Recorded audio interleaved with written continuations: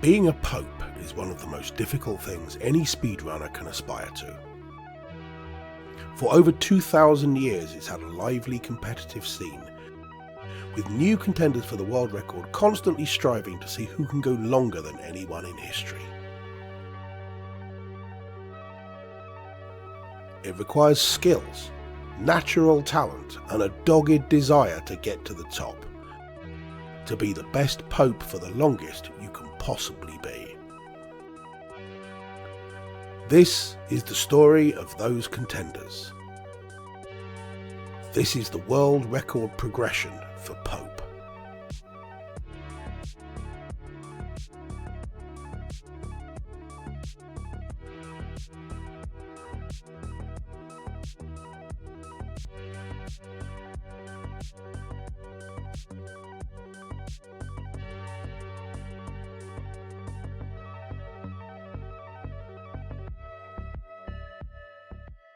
The early history of the Pope longevity world record is difficult to uncover in any detail.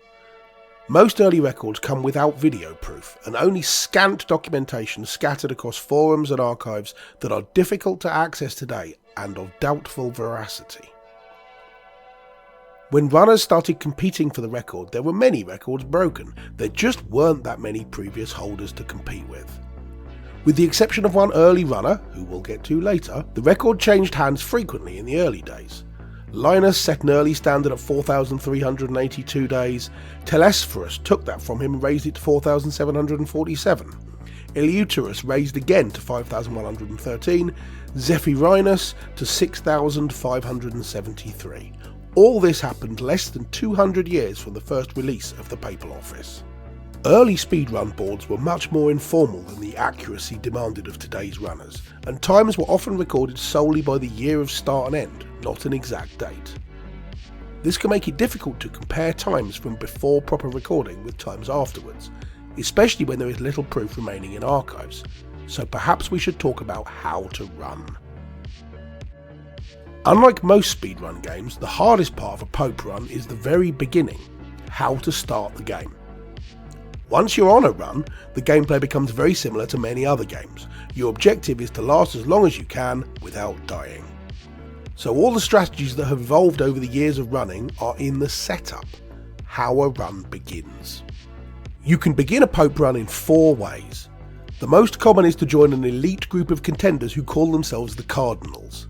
The Cardinals choose from among their number who will begin the next run. Getting into the Cardinals group can be the work of a lifetime in itself. Many is the runner who has grinded for years and not managed to make it into even this rarefied company, let alone had a chance to grind for the world record. But most top runners come from the ranks of the Cardinals. The second way is to work alone. This is a complicated strategy where you are not a Cardinal, but the Cardinals invite you to begin your attempt on the world record anyway. Only 6 runners in history have managed this. And unlike most strategies, this one relies on RNG to a much greater extent than normal. The chances of this are so small that the last time it happened was in 1378. Most modern runners consider this strategy to not be humanly achievable with up-to-date rules for how the world record is to be accomplished, but maybe someday in the future someone will dig it back up.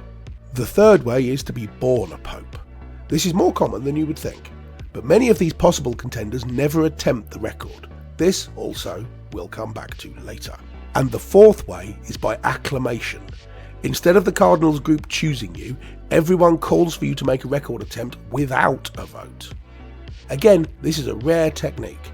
Only 7 runners in history have succeeded in pulling it off, and it was banned as a strat in competition a long time ago, meaning that those 7 will never be equalled. This explains why, after the early intense competition leading up to Zephyrinus, interest in the record dropped off for some time.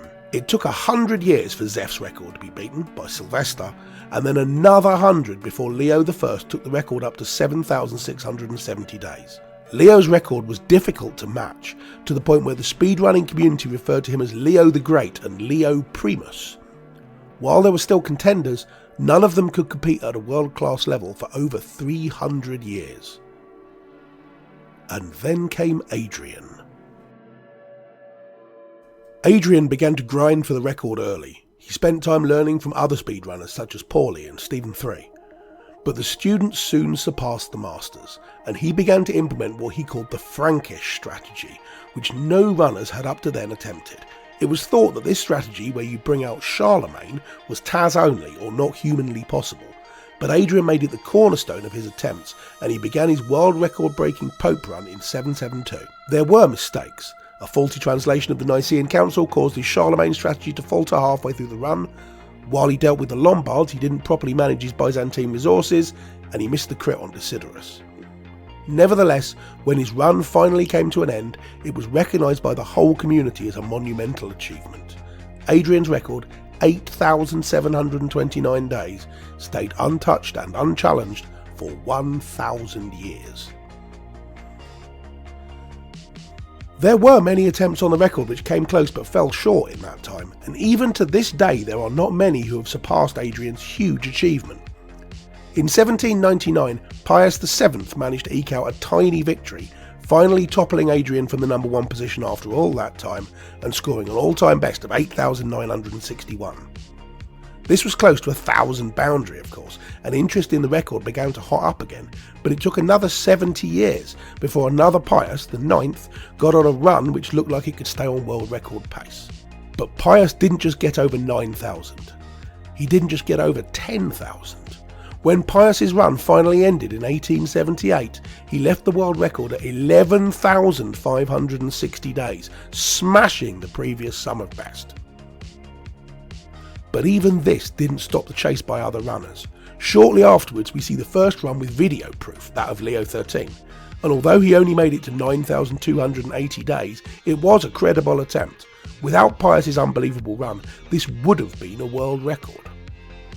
But now it's time to talk about the one we haven't mentioned yet. The very first holder of the record, St. Peter the Apostle. St. Peter's legendary run lasted 12,417 days, from AD 33 to AD 67. Or maybe it was from AD 30 to AD 64. You see, this early record is so poorly documented that it's hard to know whether it really did happen. There is no proof, video or otherwise, that Peter's groundbreaking run was longer than any world record attempt since. Any attempt to verify this record is shrouded in difficulty and mystery. Still, if the earliest archives are to be believed, St. Peter's run not only set out the field for all other competitors, but it destroyed that field before it even got started. He was a gatekeeper of the final reward. But in the 1970s, 2 new contenders began to grind for the record.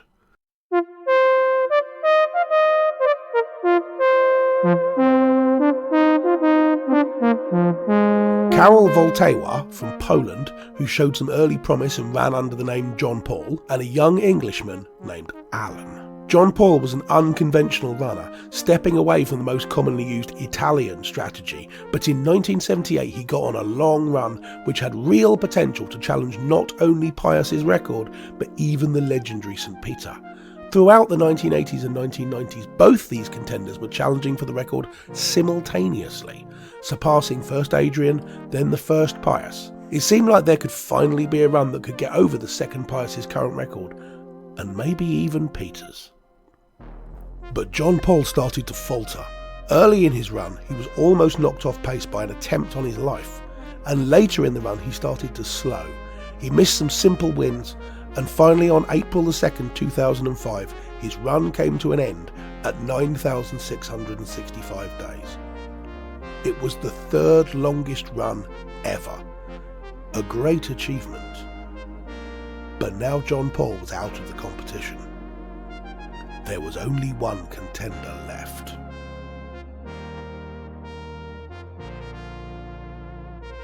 You know a runner is dedicated to the speed run for Pope when everyone in the community calls him Popey. From his earliest speedrunning career, it looked like Popey would one day make a challenge for the record, and unlike most other runners, he had a big advantage. He was born a Pope. Every day was part of the grind. Hey Mycroft, what are beans?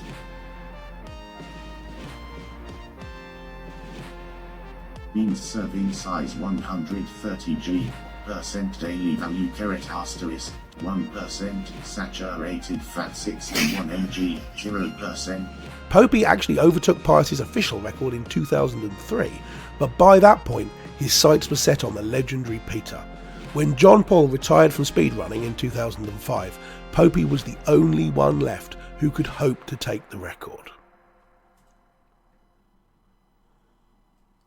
On the 3rd of April 2006, Popey reached 12,417 days of being a Pope, equaling the Peter run. The following day was his 34th birthday, and the day he became a legend. Pius, Adrian, Sylvester, Peter, they were all history. The greatest Pope the world had ever known was Alan.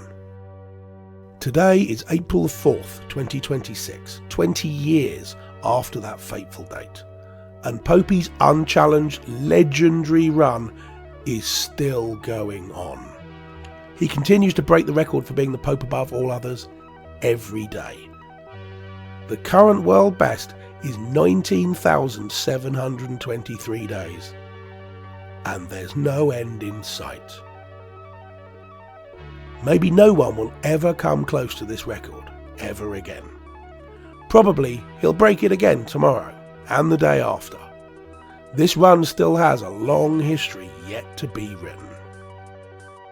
Here's to the best Pope. Happy birthday, pal. And thanks for watching.